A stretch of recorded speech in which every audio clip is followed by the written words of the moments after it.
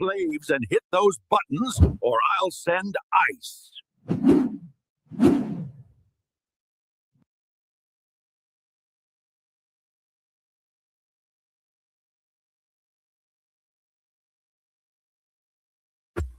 Hold on, folks. Something's wrong with my screen share. Be right back.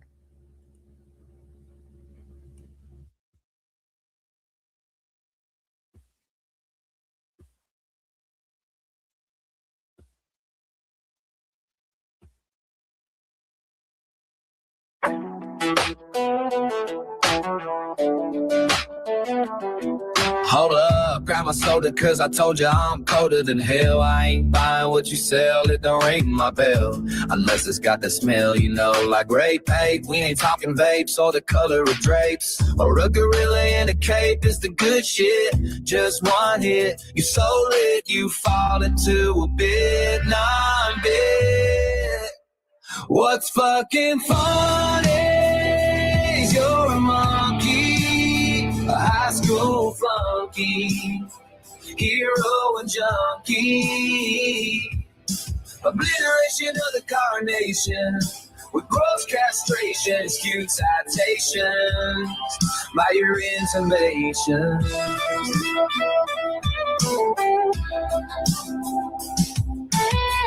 Get real, young man, there's only one stand. You can't stand a suntan, how you gonna live on the land? Obliteration of the carnation, with gross castration, in skewed citations, by your interventions. I'm a truth in rotation, you're a cheap imitation.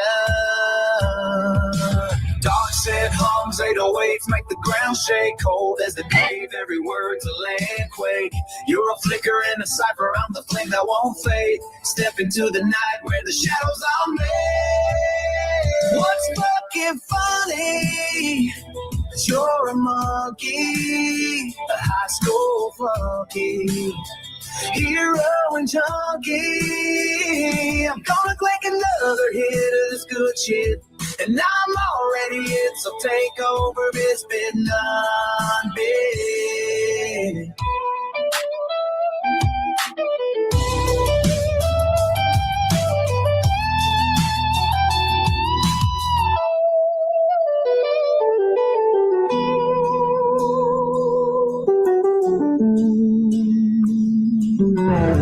Thank you for joining us at Personality Inventory Mockumentary Productions.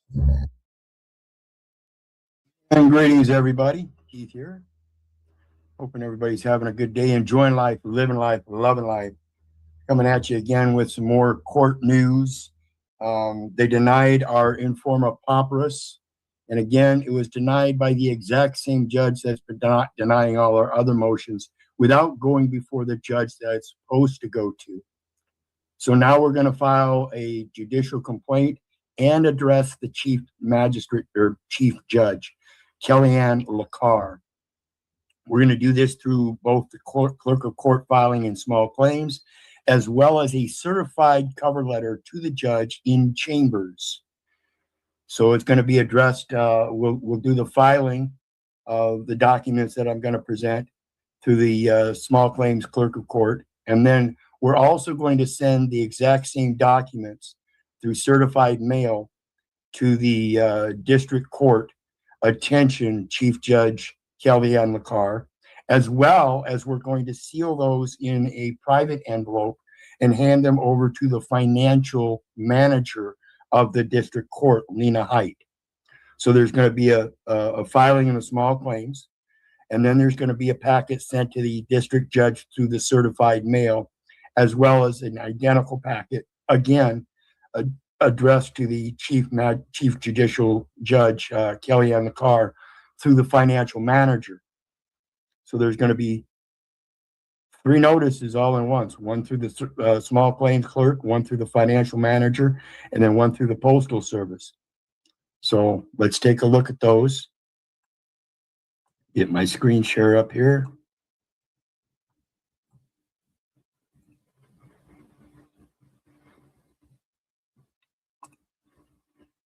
Okay.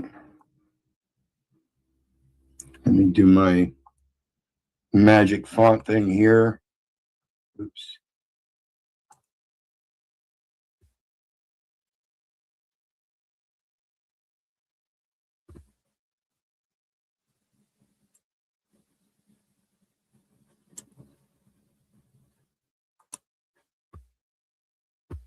Okay, there you go. Should be able to read everything now. So I've got 5 documents here. First one is the cover letter. Make sure we got everything good. Okay, so the cover letter, as you see, it starts out, cover letter to the Chief Judge, February 21st, 2026. That's today's date. Honorable Kellyanne M. LaCar, Chief Judge, 1st Judicial District of Iowa. Notice of procedural irregularity and judicial complaint. Case number, management property, MGT property management versus Keith Little and Joyce Schmidt, defendant appellant. I am writing to formally bring to your attention a matter of multiple significant procedural irregularities currently occurring in the above referenced small claims case.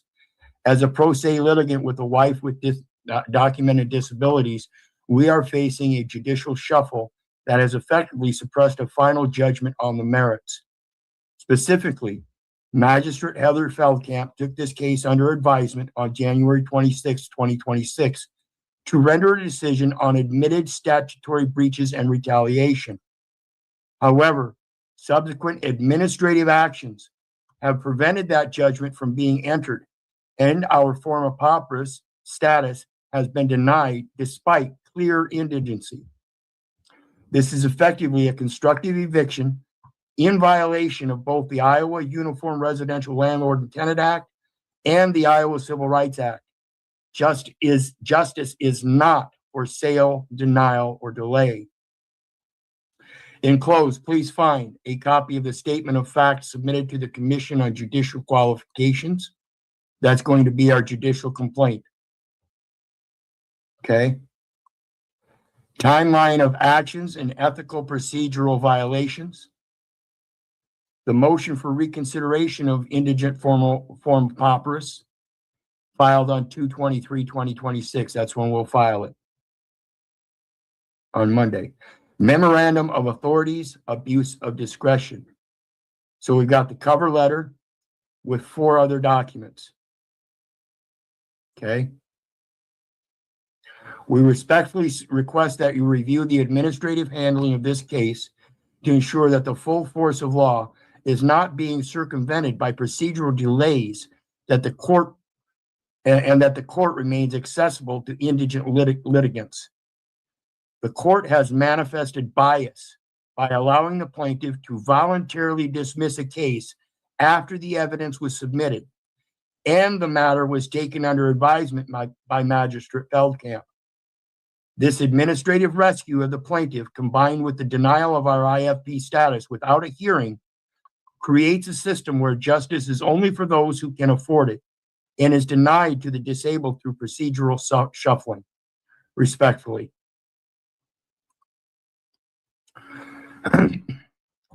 Statement of fact for the Commission on Judicial Qualifications. This is where the judicial complaint will go.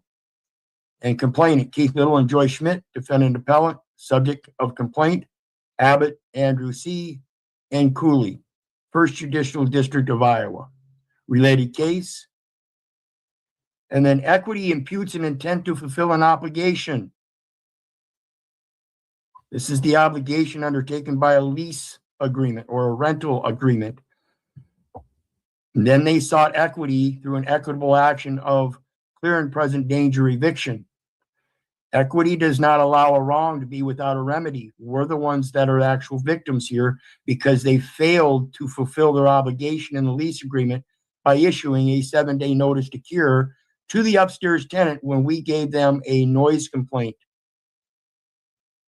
That was they did not fulfill their obligation. And then they sought equity in an equitable action. That means equity imputes an intent to fulfill an obligation, and they did not fulfill their obligation. Then they sought equity which equity does not allow a wrong to be without a remedy, and they therefore must come with clean hands.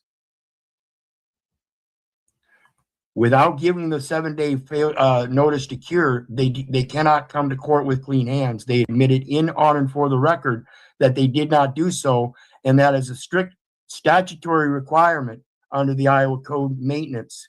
They failed their maintenance obligation, and that's a failure of the strict statutory duties. Equity does not aid a volunteer. After they admitted that in, on, and for the record that they failed the strict statutory duty, they then asked the court for a voluntarily for a dismissal, despite the fact that the magistrate that heard the case took it under advisement to determine the merits of the case. This is an exit of accountability and transparency. Preface: the interference with advisement. On January 26, 2026, Magistrate Heather Feldkamp presided over the trial on the merits. Following the admission of testimony regarding the plaintiff's failure to issue a 7-day notice and the retaliatory timeline following a disability accommodation request, Magistrate Feldkamp took the matter under advisement to render a final judgment. The subject judge, Cooley, subsequently engaged in a magistrate shuffle, removing the case from Magistrate Feldkamp's jurisdiction before she could file the judgment she had officially taken under advisement. This is in violation of the spirit of Iowa Court Rule 2210. And we'll talk about that again later. This was done by accepting a voluntary dismissal from the plaintiff by Cooley. The plaintiff sought equity with dirty hands as they admitted they violated statutory duties. Cooley effectively is allowing a civil rights violation in a constructive eviction to be silenced. He did this without presentment to the defendant appellants and therefore denied an opportunity for resistance from entering the record. The resistance is that the defendant appellant's demand for justice lies in the proper final judgment being handed down from the presiding magistrate, Heather Feldkamp. The judicial shuffle and denial of record.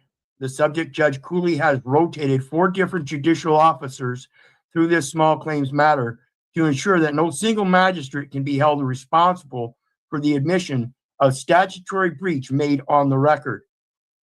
While motions for the defendant appellants have repeatedly gone before Abbott Andrew C. and been denied each and every time without resistance from the plaintiff or setting a proper hearing for the matters. This shows bias. The suppression of testimony.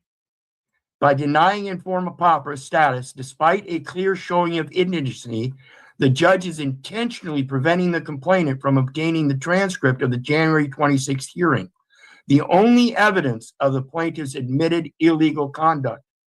See, they're trying to enclose it in the record without giving a final judgment on the merits by giving a summary dismissal. That is not a qualified dismissal. Its equity does not aid a volunteer. The plaintiff cannot come in after a certain time and ask for dismissal. This is their violation there. And we'll talk about that later. That's at 2210, I believe. The suppression of testimony by denying informa pauperis. The procedural trap. The judge is issuing financial gatekeeping, or is using financial gatekeeping, the denial of IFP, as a tactical tool to dismiss an appeal before the de novo review can reveal procedural irregularities of the lower court. Violations of the Code of Judicial Conduct. Rule 51 2.6, ensuring the right to be heard. The judge has effectively closed the courthouse doors to an indigent, disabled litigant by denying IFP status without factual basis.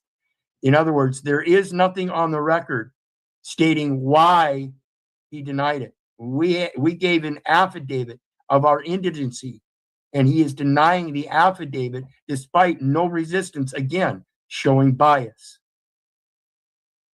Rule 51 2.7, responsibility to decide. the judge has interfered with the magistrate Feldkamp's responsibility to decide a matter she took under advisement. Okay?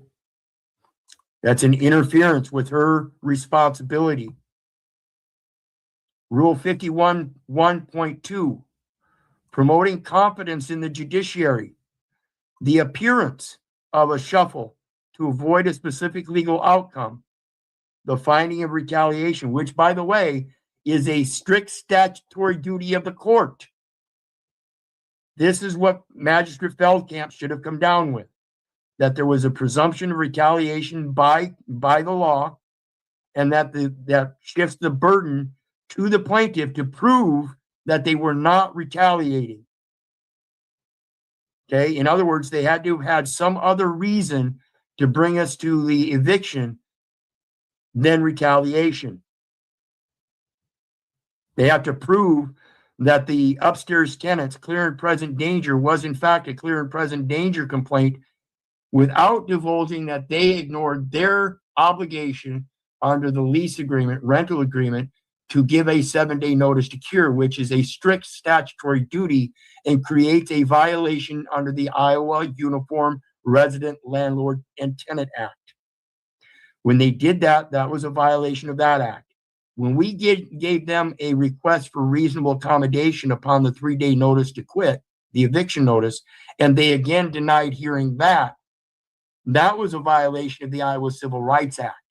So now they have two strict statutory duties that they did not follow and admitted to in, on, and for the record. Okay, showing that they did not come with clean hands. And the finding of retaliation, this erodes public confidence in the First Judicial District. Respectfully, blah, blah, blah. Let me check in with everybody. Anybody got any comments or anything? Please feel free to comment. In the meantime, back to the documentation.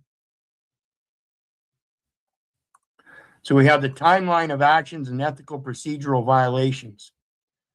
Okay, Cooley was the first judge on the case, and he accepted the case presented under a 3-day danger, clear and present danger by the plaintiff. The jurisdictional failure here is that they accepted a danger eviction despite evidence of an equitable action. Under the Civil Rights Act.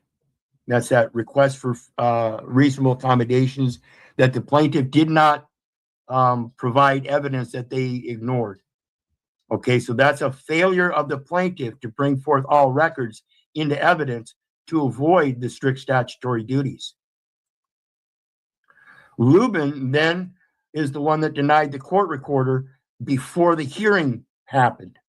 3 days prior to the hearing, Lubin R. denied the court recorder.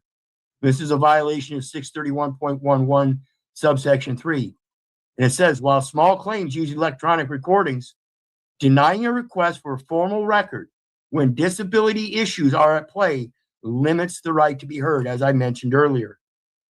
Okay? So what happened here is the magistrate, Heather Feldkamp, used a recording device of her own and initially started the hearing without turning that recorder on. And at the start of the initial hearing, I did object to the plaintiff coming forth with the clear and present danger video because the guy that posed the video was not there. The one that claimed that I was a clear and present danger, the one that claimed I threatened him, the one that claimed he was in fear was not there to present firsthand testimony. So what Heather Feldkamp did when she entered that video was entered hearsay because it was in context of her wanting to evict without giving the court notice that she failed to give a 7-day notice to cure and she failed to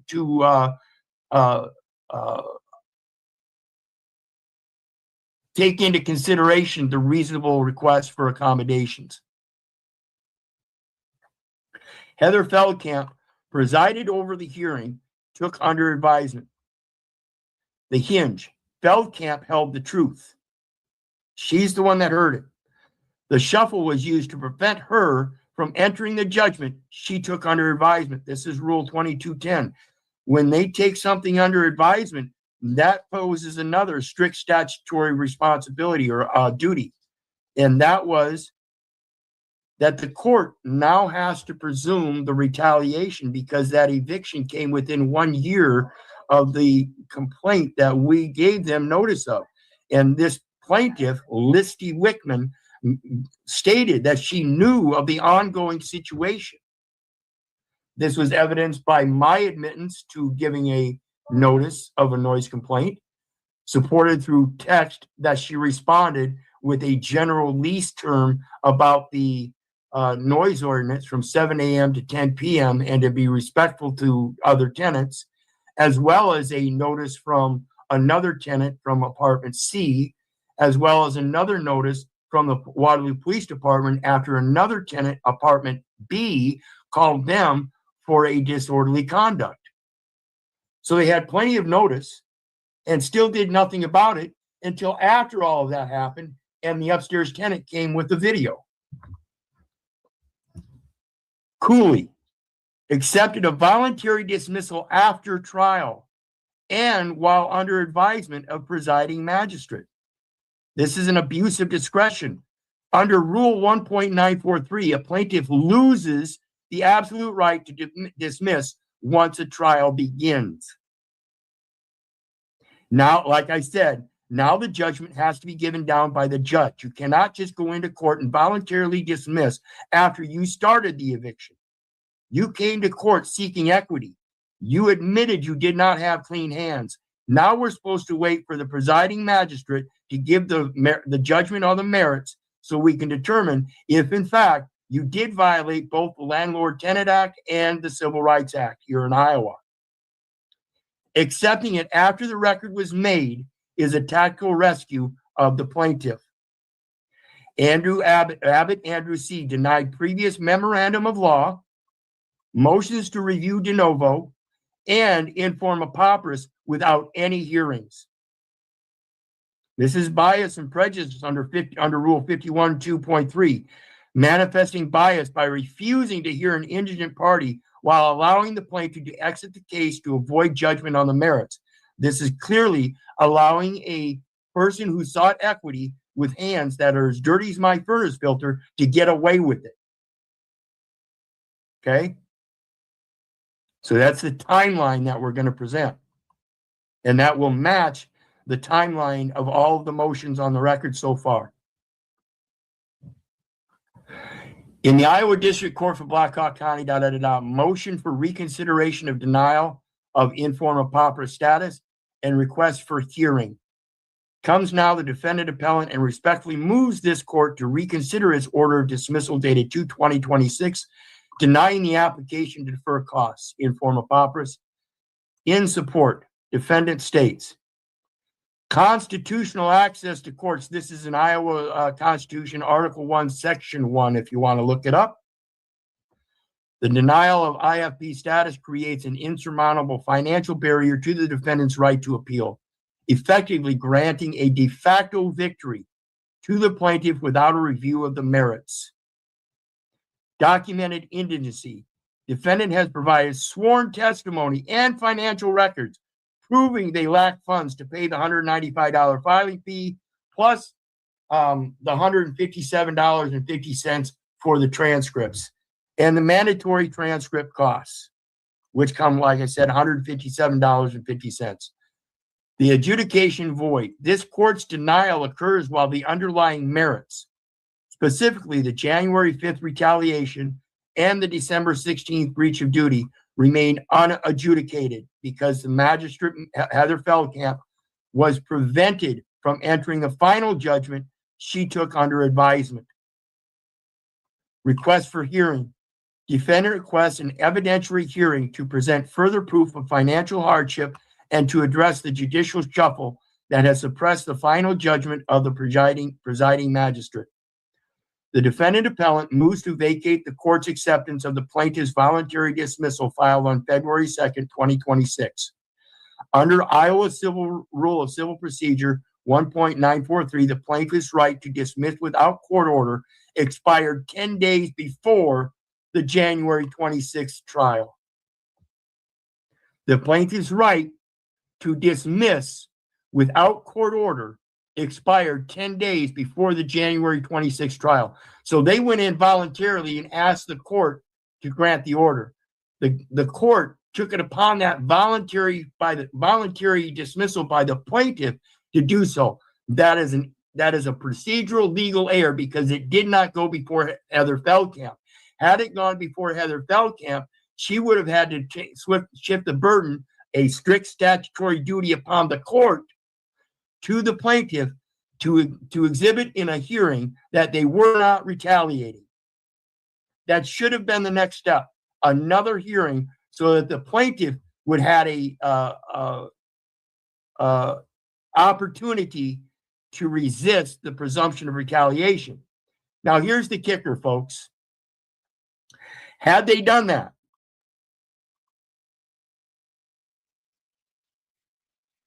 I would have gladly accepted to not push the presumption of retaliation, but still clearly show that because of their ignorance, they still denied the request for reasonable accommodations. And we all know that ignorance of the law is no excuse. So while we forgive them for they know not what they do, equity still does not allow a wrong to be without a remedy. And the remedy lies in that merits of the judgment, proving that we at least have a minimal Iowa civil rights action to get just compensation for putting us through all this bullshit, all the emotional stress on both of us. My companion is not doing well.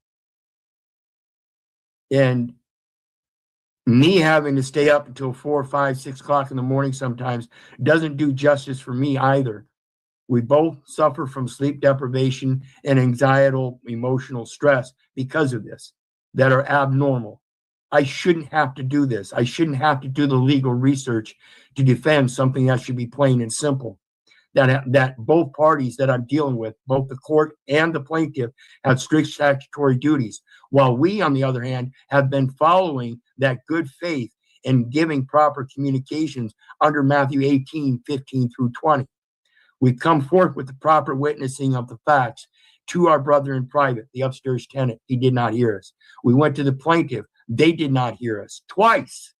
Then they took us into the public. Now that we're in the public, we're bringing forth that witness, and they're denying that witness.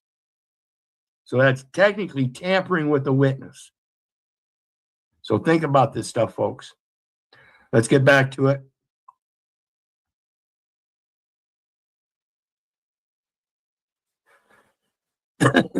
Because this matter was taken under advisement by Magistrate Feldkamp following the plaintiff's admission of statutory violations, the court's acceptance of a dismissal without an adjudication on the merits constitutes a denial of justice and an abuse of administrative discretion.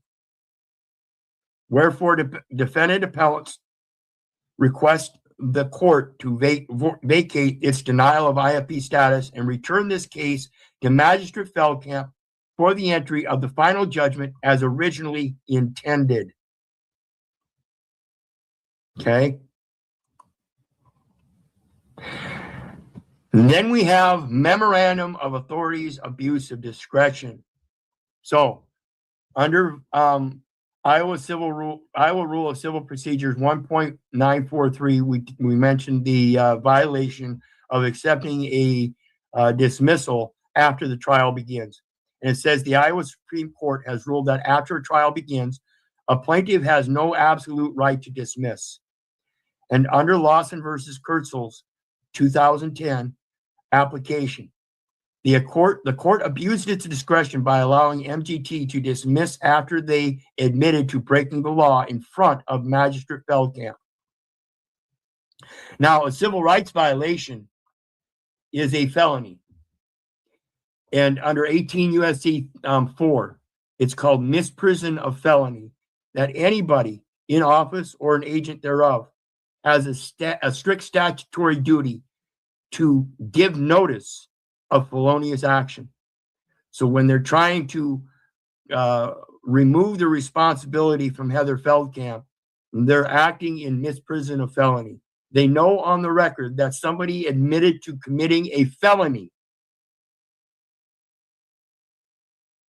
and they're trying to hide it.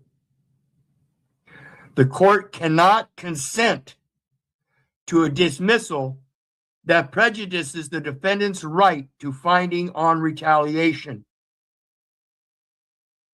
That's their strict statutory duty of the court. Mandatory presumption under Iowa Code 562A.36.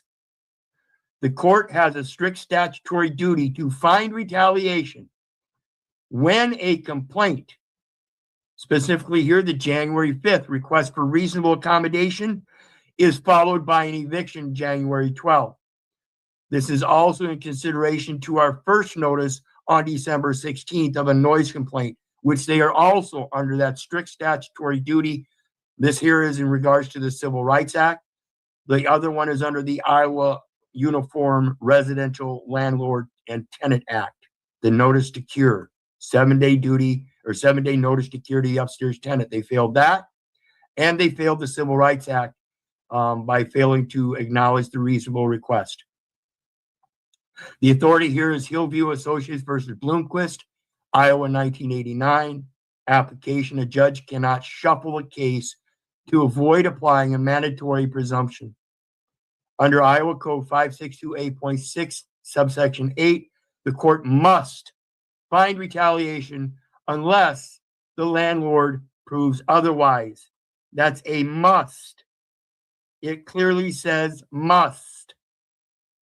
The advisement rule 2210, magistrate Feldkamp's status of taking the case under advisement is a protected judicial function. And they are trying to use administrative procedure, the administrative shuffling of different judges, to avoid that judicial function, which again is mandatory.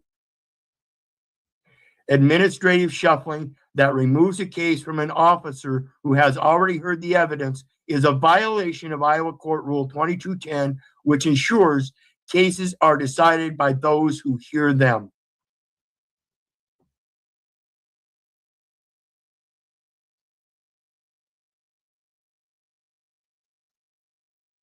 These cases are not for sale, denial, or delay. And when they do all this 3-card money shuffling, that's what they're doing. No removal order under common law. No authority to eject people from their home. Correct. That is under common law. Equity is merged with common law, and therefore they use the wrong process of eviction. When you think about the words, words have meaning, and under equitable actions, clear and present danger is for ejection, not eviction. Mama Cat investigates. Greetings, greetings, greetings. So let me see here. I got to clear my screen again.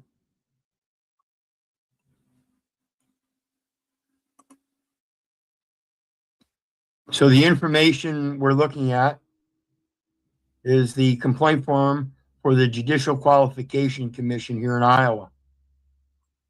Okay. It says anyone may file a complaint with the commission. A complaint must be in writing and should state in as much detail as possible the specific facts about the alleged misconduct of disability. You may use the commission's complaint form below, or you may write a letter. Provide the commission with as much information as you have about the matter. Please be sure to write the name of the judge, magistrate, or employee who is subject of your complaint, the date or dates of the conduct and related events, the places where the conduct occurred, the number and name of the cases, if applicable, that is connected with your complaint, the name and addresses of people who were present when the conduct occurred, who have information about the alleged misconduct or disability. Also, be sure to provide any documents that may support your allegations. Sign the complaint form or letter. If the commission needs additional information, someone representing the commission will contact you. Please note, the commission does not have the authority to change a court ruling. decision, or order, nor does the commission evaluate whether a particular judicial ruling is correct. To contest a court ruling or order, the proper course of action is to appeal to a higher court. If your complaint is about the correctness of a judge's ruling or decision, you should consult with an attorney about whether to file an appeal with a higher court.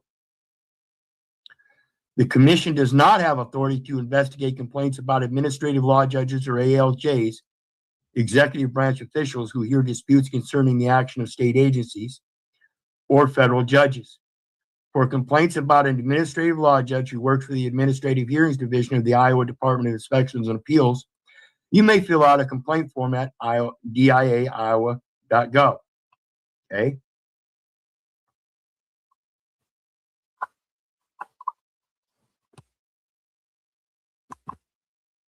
Iowa Department of Inspections, Appeals, and Licensing.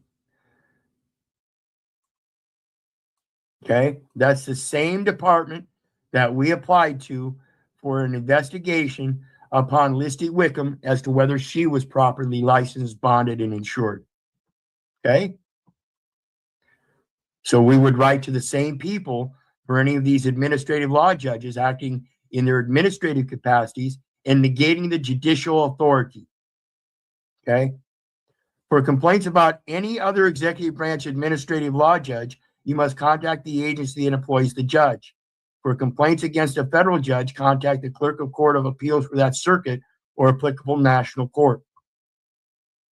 So what we've got going on here, folks, like I said, is we have a judicial discernment that needs to be made, and the judicial element is being avoided by an administrative shuffle by administrative law judges. So we're going to file a judicial complaint to put it in the proper judicial hands. That's why I addressed it to the First Judicial District Chief Judge, Kellyanne LaCar. She is the judicial officer. Okay? And that's what the judgment on the merits is about. It's a judicial discernment. That's why she had to, that's why Heather Feldkamp said she had to take it under advisement and not just do it as an administrative operation of granting a dismissal or awarding a writ of possession. She had to take it under advisement because she knew she could no longer give a writ of possession judicially. It's an absolute appealable offense when somebody gets on there and admits to a felony in, on, and for the record. They cannot give judgment for them.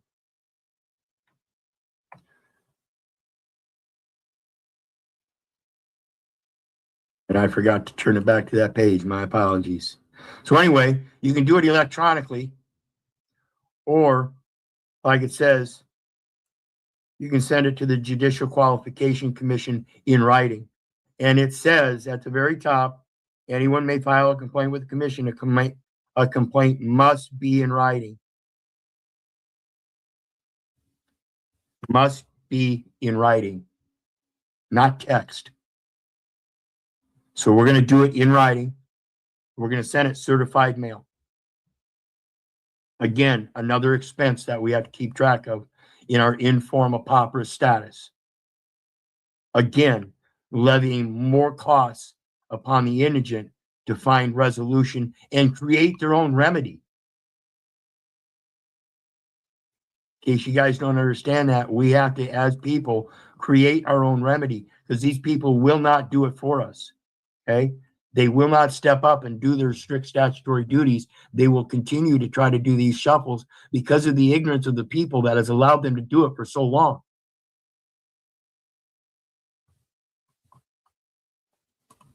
Greetings, Captain Action. And we got Rebel Studio says, is statutory law above common law? Is the question. No.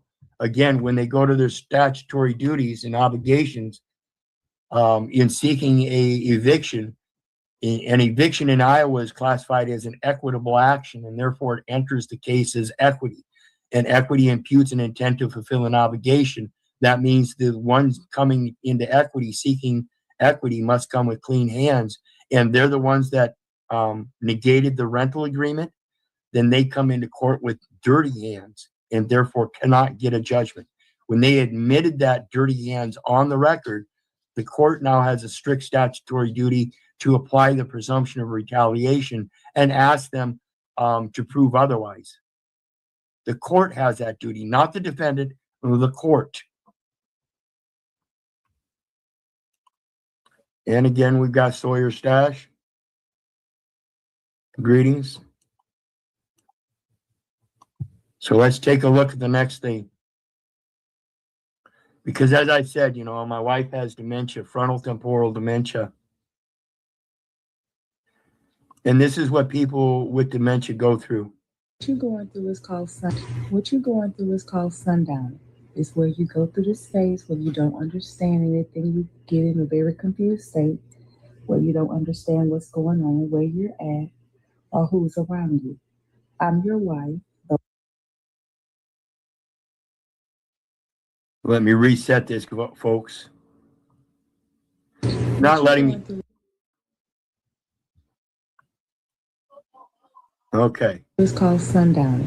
It's where you go through this phase where you don't understand anything. You get in a very confused state where you don't understand what's going on, where you're at, or who's around you. I'm your wife. Those are your kids. And you're at home. Okay?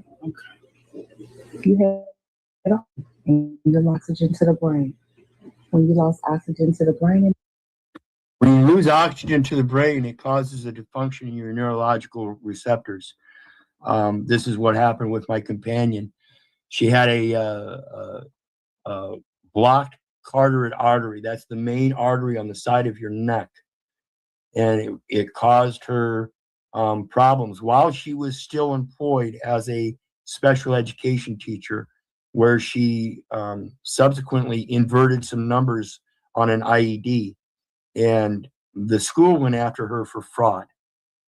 And come to find out, she had medical complication, a blocked carotid artery, which she subsequently had to have surgery on. But because of that, it gave her the onset of frontal temporal dementia.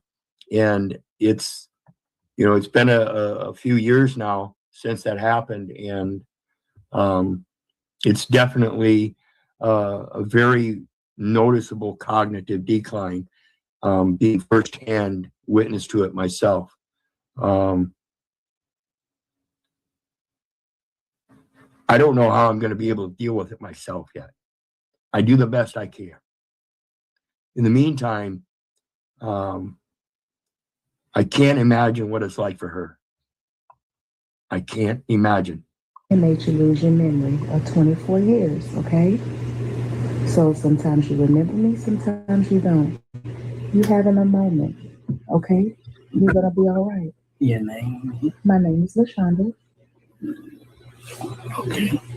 And the reason you got on me is I'm still working at P.I.G.S.C.U.N.T.S, you know that, right? Yeah, you're off right now because you have a disability. Well, but that is, I don't know. Right. Like I say, this is the first time I mean anything. I've been here all day. Nobody said nothing. So. Right, baby. I say something every day, all day. Well, this is the first time I'm waking up on somebody else out. Or as I know, I mean, maybe at first I was thinking, I don't know. No, you just lost your memory. And then your short term overlap your long term. So sometimes you don't remember what happened a few minutes. Sometimes it's all day. So sometimes. And that's a part that gets to me very noticeably, because I remember how things happened and when they happened.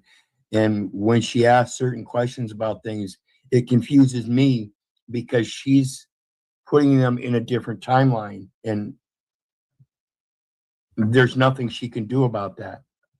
And so consequently, there's nothing I can do about her confusion except try to ask her questions in return to sort it out. This is the hard part. I'm not very good at asking those kinds of questions. So it creates a turmoil between us in our relationship. And again, I deal with it the best I can. What is this year? It's 2026.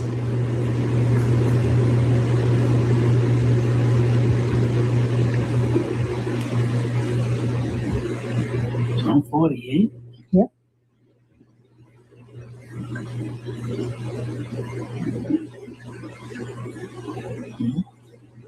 Next time I want to tell somebody that it's even now, I don't know what's going on. I'm just chilling. I see in my old house where I used to stay. So, or it looked like it. So I'm just trying to figure out what's going on. Right. Well, I'm here. I'm your wife, and I love you. And I'm gonna take.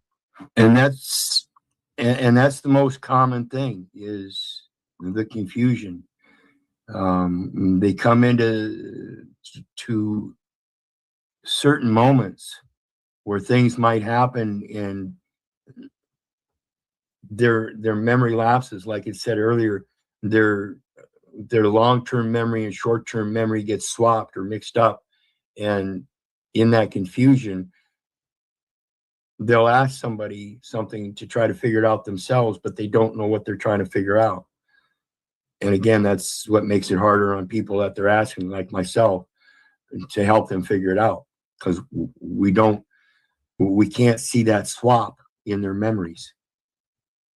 So if you come across somebody with frontal temporal dementia in your life, and you find yourself caring for them, this is one of those perspectives that you're going to have to adjust to.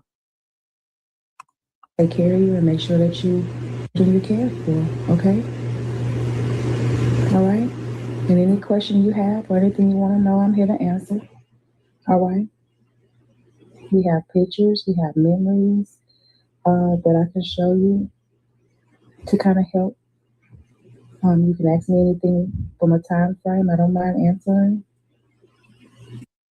And that's another part with this constructive eviction and the unsettling she goes through, because it takes her out of that norm where she's got things in a certain order and she can go through them in a logistic manner, 1, 2, 3, 4, on a repeated basis, a daily basis, so that it helps her with her memory. And when all of a sudden it's all thrown up in the air and packed in boxes and moved to another place and arranged in a different manner, it causes more compounded confusion, and it takes a daily routine of trying to get that memory back. It is a full cognitive decline that it's insurmountable. It never comes back. They have to readjust and try to reestablish that connection. That's the hardest part. But you only remember being the age of 24. So you lost 24 years of memory. 48? Mm-hmm. So see, you're doing good. You remember your age. All right. I love you. What you're going through is called sundowning. It's called sundowning. It's just like when you go to sleep at night. Does anybody actually remember going to sleep? It's a lapse of memory at the instant you fall asleep, and that's what sundowning is much like. It's a lapse of memory, and it's like things go blank.